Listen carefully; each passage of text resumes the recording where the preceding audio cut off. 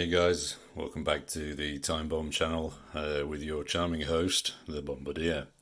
Today we're going to take a look over the Seiko SPB077, or for our overseas cousins the SBDC061, or to many others the baby Marinemaster, or again the MM200.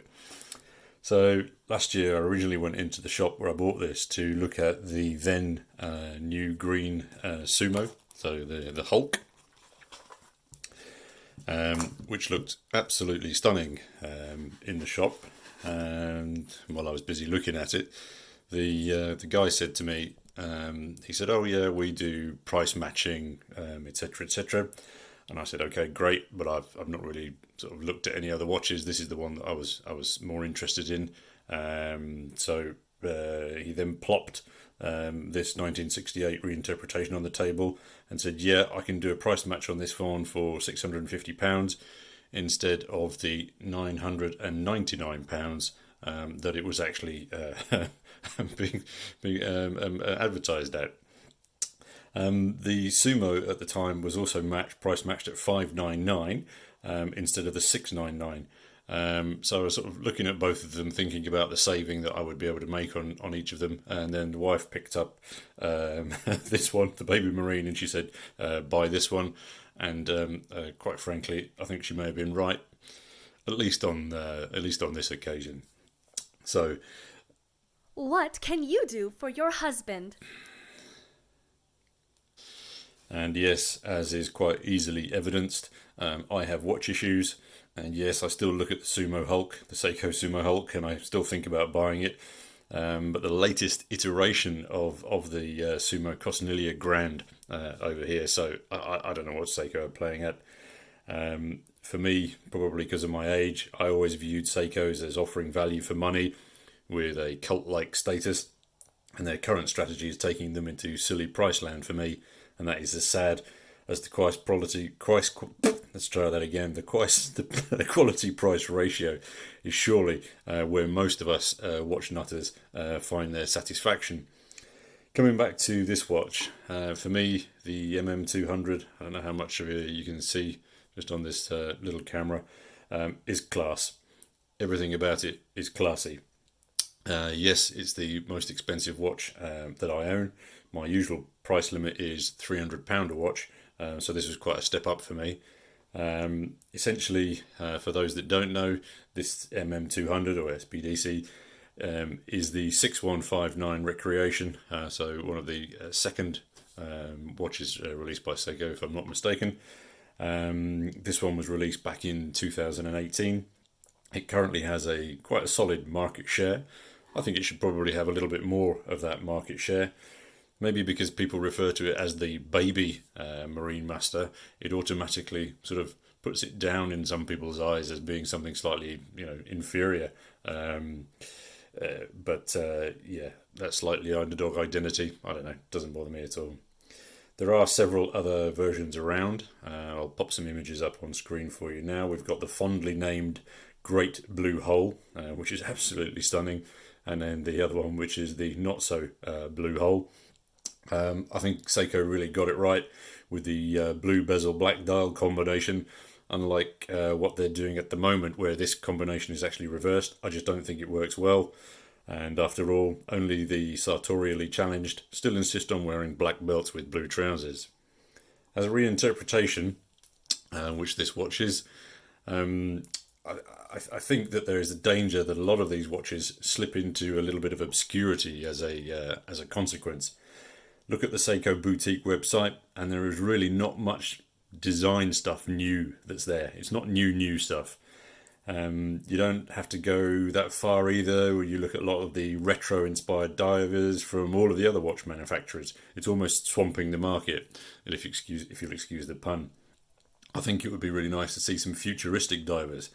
I mean, whilst I totally love the nod to history, I do feel we are lacking anything from the future. Citizen were the last to do this, I think, with their computer cross-dressers from the Aqualand series. This one I'm just going to put up on screen. Anyway, how do you guys feel about this? Do you agree or disagree with the retro over future? If we look at watch sales, it seems to show that we're all very happy with the current design trends. So perchance it's a moot point. Moving on, let's get down to the watch. So the also the 077 is generally described by most people as being a tool diver. I personally, I don't get it. I think it's too classy. I think it's even too dressy to be a tool diver. And certainly when I was diving, I wouldn't have worn something like this. But then again, we did have punters come rocking up wearing their Rolexes, etc. But I think on a daily basis, salt is going to destroy this type of watch. Sorry, the focus is really bad. Salt is going to destroy this kind of a watch really, really, very quickly. Even with the dire shield that it's got covering all the stainless steel here, I still get nervous about dinging it. Maybe again, that's because of the price aspect for me, and also probably because the dire shield ain't really up to scratch. Yes, it's a shite joke, I know. The let's focus a little bit more on the hands, the actual aspect of the watch. So the hands on this recreation model are considerably different to the original 68 model, which, if I'm correct, were slightly more blockier styles to them. And I think these are more reminiscent of the current tuner hands. Sorry, that focus is really bad today. What's happened? There we go. Let's try again. There. Perfect. So the second hand, as you can see, it's slight and silky smooth. It really slips around that dial. And with a little counterbalance lume point, I think it contributes to an ultra legible impression, especially when on the lume. I'm going to put some lume shots up for you now. Still can't get the focus today. Phone's not happy. So bang on green lume. Personally, I prefer slightly bluer lume. I think it looks better underwater. But as we have all come to learn and love from Seiko, their Lume Bright is just absolutely stunning. Does not fail at all. So the stats of this watch are 44 millimeters wide. It's 13.1 millimeters thick, and it has a length top to bottom of 51 millimeters, which on paper actually appears quite large. But if we were to compare it, say, with my Kuraburi, which is a similar width and dimensions, I think, again, the Buri, you can automatically see that, it's a monster next to this one. And I think, I'm just going to pop it on now. I think at 44 millimeters, I think this is the MM200 could easily fit on smaller wrists, simply due to that lower profile. I think the helm, there we go, nice camera view, there we go, please focus. I don't think that the length of that, again, as I mentioned before, my wrist is 7 1/4 around. I think, yeah, again, so if you compare that, say, to something like the Buri, you can see that really does sit up much, much, much more solid. So this is why I think this is classier, dressier, and much less of a tool. Okay, so if we look a little closer at the detail on the watch, the bezel is aluminium, and it has like a lacquery coaty thingy on it. I think it looks absolutely stunning. Let's have a little bezel action for you people out there who get offered these things like I do.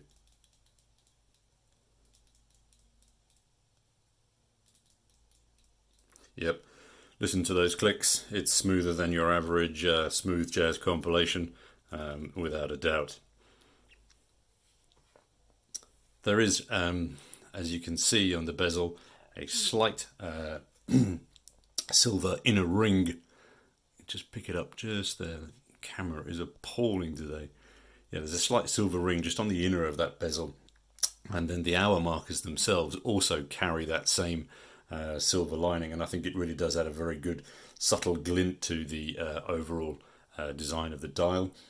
And the logo, again, I don't think you're going to be able to see it today on this phone. The logo is not applied. It might have been nice, but I think the Prospex logo is quite hidden down there. I know a lot of people don't like it very much. I think as well that the obviously the sapphire crystal here, the AR coated sapphire crystal, really does contribute to that overall stunning clarity. Double pop there, lovely reassuring sound, spins around. I mean, yeah, uber comfortable, screw down, obviously as you'd expect. Let's look at the other details. So we've got the strap. It's a 20, which for me is a little bit of an odd choice. I think personally it would have looked better on a 22, but then as you can see, it does have quite oversized lugs. So obviously if they put it on a 22, it would have been totally imbalanced. So yeah, let's leave that thought to one side. If we look at the back at the body of the watch itself, it has these solid end links just here. Okay, so you can see just slightly that it does actually extend the length of the watch a fraction. I don't think it affects the comfort. I just sort of wanted to flag it up to you guys. The strap adjustment, again, let's see if we get the camera working here today. Strap adjustment, of course it's on the other side, isn't it? There's the arrows. Strap adjustment is pin and collar, which I can't see them. Where are they gone? Come back. Oh, it's down here. Yeah, okay, you can see it in there anyway. So tiny little arrows on there indicating, there we go, camera's picking it up finally. Yeah, I prefer personally screw pins, as we've got on the helm. You can just see, no you can't, there we go, so you can see the screw pins on the helm. I think it's a much easier, much more solid way of adjusting your bracelet. A lot less danger of actually losing anything. But of course this is Seiko doing their usual of cutting costs. I think I'm also aware that a lot of people swap this bracelet out for the bracelet of the MM200. It's a really nice bracelet. So it clearly is a step up from this one. Also, I find that the MM200 looks really good on an engineer bracelet or a super engineer. I haven't quite found the right rubber strap for it yet. I don't know if you guys have got any recommendations from your own experience. So yeah, well, we just come back a second to the mentioned the bigger sister, the MM300.